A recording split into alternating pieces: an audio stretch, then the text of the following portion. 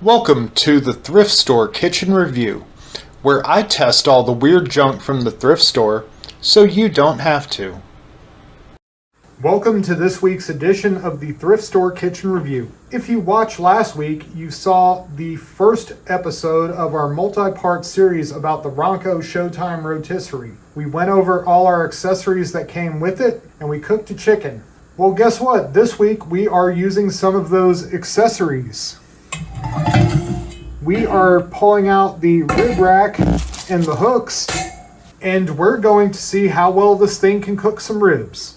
Okay, so now it's time to set the Showtime Rotisserie up for ribs. Now, according to the instructions, it said to first parboil the ribs for 15 minutes, which I've already done.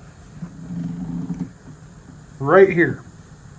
I've also gone ahead and seasoned them with McCormick brand Applewood barbecue rub. So what I need to do first is take the spit, and then I put the rib basket onto the spit. There we go. And then I missed the top. Let me do that again. Hold it in place. There we go. Then we put our end cap on. And we go ahead and put the basket into the machine. Now, I have two different style hooks here. I really don't know what the difference is or why you need two different styles, but essentially what I'm going to do is I'm going to take the first half of the rack and put one of these hooks on. And then I'm going to tie it to the rack, turn it,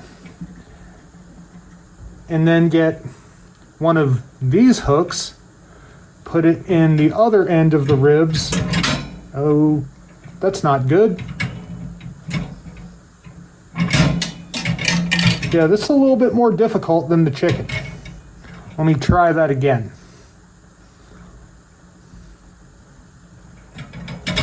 All right, there we go. And to make sure the weight is distributed, I'm going to take the other half of the rack and do the same thing, except on the other side. Yeah, this is definitely a little bit messier than the chicken was, I will say that much. And the clip just came undone. Let me try to fix that. I am making a huge mess here. There we go. Get one in here. Try to get right behind the bone so it really holds. All right.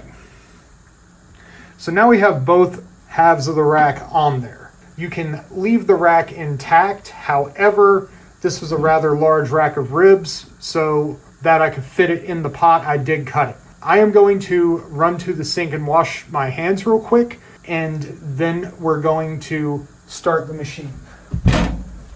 Okay, so I'm going to go ahead and put the rack back where it's on the drive gear.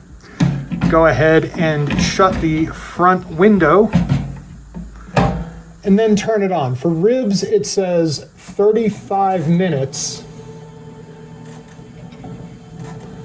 And then when there's 10 minutes left in the cycle, to go ahead and apply the barbecue sauce. So it's up and running. Got a little bit dripping down the front here. That's on the inside. I'll clean it later, but we'll check it in a few and see how these ribs are looking. Okay, these ribs have been cooking for about 15 minutes now. You can see that they're really starting to get some nice color on them. The smell is really good. These look like they should come out quite tasty. So in a few minutes, we'll come back and we will apply the barbecue sauce. Okay, we have about 10 minutes left, so I've gone ahead and paused the machine so that I can put the barbecue sauce on. I want to do this quickly so I can get this back to cooking. Now the good thing is it does have a pause switch because it's kind of hard to get the entire piece of the ribs in a spot where I can baste it. I want to make sure I get plenty of sauce on there. I can already tell this is going to be a much harder cleanup than it was with the chicken. Ah, missed it.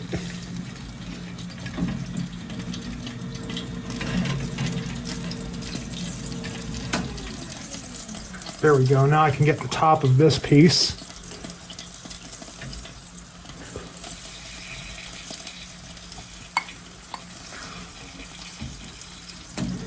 Get running one more time. Make sure the other part of the rack looks good.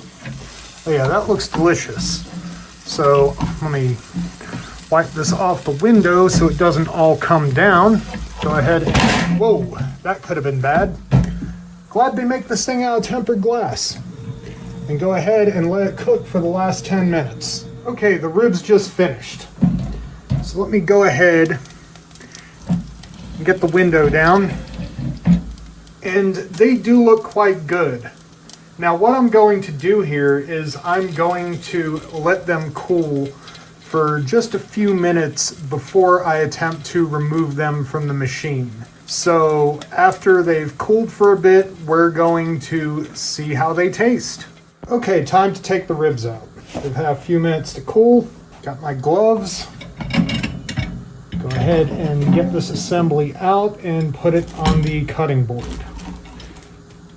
Go ahead and push the machine back some and get this to the center. Now the first thing I'm going to do is remove the spit assembly.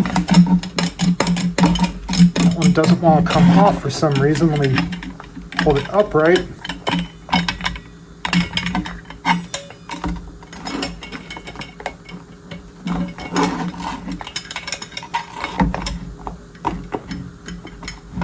Okay, there it goes. That took long enough. Throw that in the sink and go ahead and get the rest of the spit assembly out.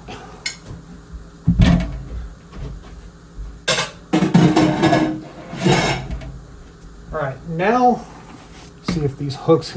Okay, those hooks do cool off quickly. So, oops, that thing came right off. Ooh, dropped it on the table.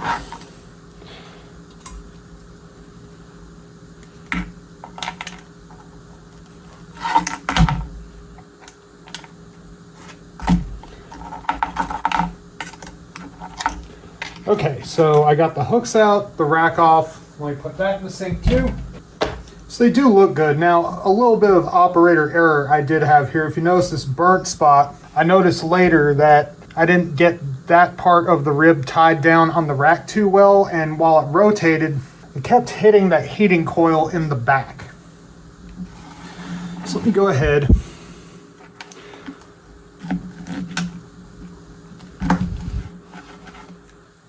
I mean, it looks nice and done inside. Smells good. Let me take a bite.